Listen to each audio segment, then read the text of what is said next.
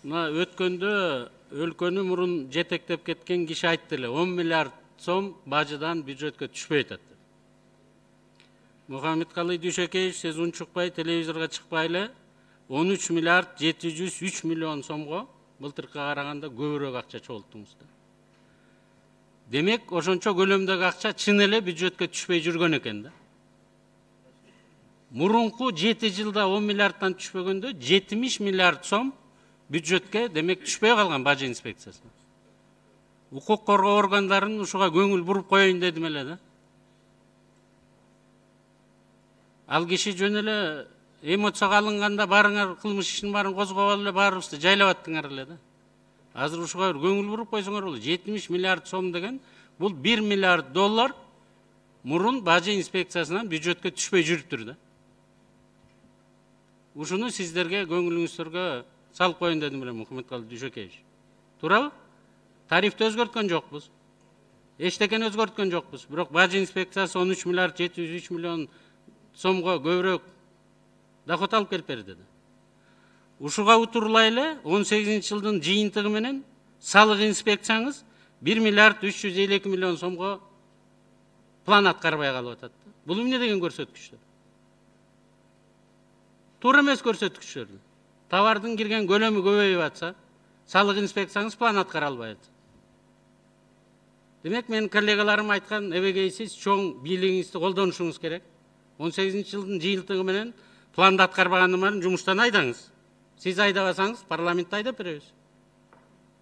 Эмне үчүн план аткарылбайт? 14 миллиард сомго товар көбүрөөк кирип атса, салык эле аны. Пошлинасы 5% орто эсеп менен. 12% НДС алына турган, 10% прибыль алына турган, 2% киреше алына турган салыктар Кыргызстанда алынбайт. Ушуга көңүлүңүздү буруп коюңуздар да. Мындай болбойт да. Ушуга утурлай эле дагы бир-эки суроом бар эле. Мына өткөн 18 жылдын эң уят болгонубуз бул өкмөт парламент акча таап берип, балдарга окута турган китепти ошибка менен басканыбыз болду. Бул боюнча жыйынтыгыңызды да чыгарыңыз да. Күнөөлүүлөрдү кечке истей бересизби? Иосиф Виссарионович Сталин өзү кол койчу экен китепке. Өзүңүз өкмөттү иштете албайсызбы? Анда өзүңүз кол коюңуз. Эмне үчүн Улуттук банктын председатели ар бир банкнотага кол коет? Министр образования кол койсун да ар бир китепке. 10 жылдан бери айтып келатам. Билим берүү министри ар бир школдо окуй турган китепти өзү окуп чыгып, кол коюп койсун деп. Өкмөттө дагы айтып жүрдүм, азыр мына парламентте дагы айтып атам.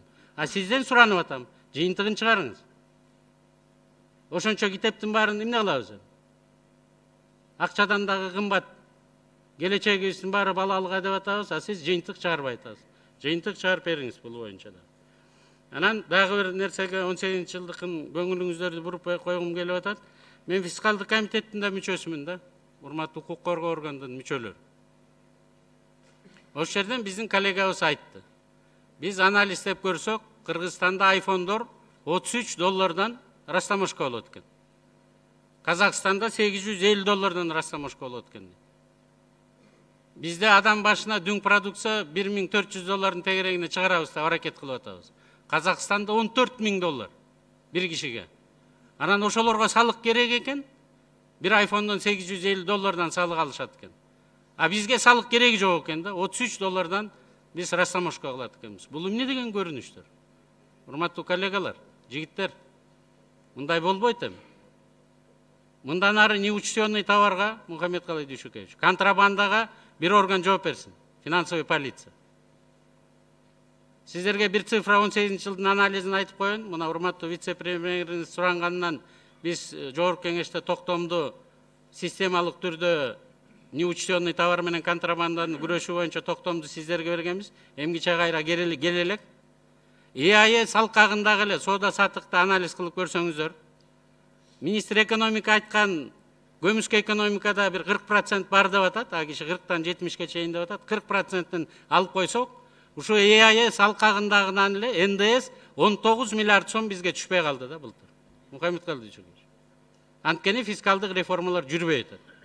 Отслеживаемость товаров жок. Электронный счет фактуралар кирбейт. Салык кодексине бүт өзгөртүүлөрдүн баарын биз бергенбиз сиздердин колуңузда. Ошо салыктар иштебей атат. урматтуу президент Сооронбай Шарипович биринчи тапшырмасы сиздерге, сиздердин өкмөткө отслеживаемость товаров деген.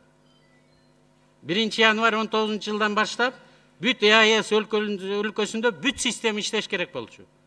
Жалгыз аягында хромой утка болуп калган биздин кыргызстандык мамлекет болуп калды. Мына 18 жылдын жыйынтыктарын мен коллегаларга кошулам, ортосунан келип калдыңыз. Балким катуу сурай албайбыз, бирок отчетуңузга ушундай цифраларга сизге көңүл буруп коюуга уруксат этиңиз. Бул көп туура эмес көрүнүштөр. Мунун баарынан эмки жылы сиз жыйынтык чыгарасыз го деген ой пикирдемин да. Жана айфондор боюнча бир көңүлгө алып коюңуздар, Финполиция, АКС дегендер. Ошол эле ЦУМга барсаңыздар, $1000 ылдый айфон жок. $33 болсо бериңиздер, биз Министерство социальной защитага колунда жоктогулардын баарына $33 айфон сатып бербейли.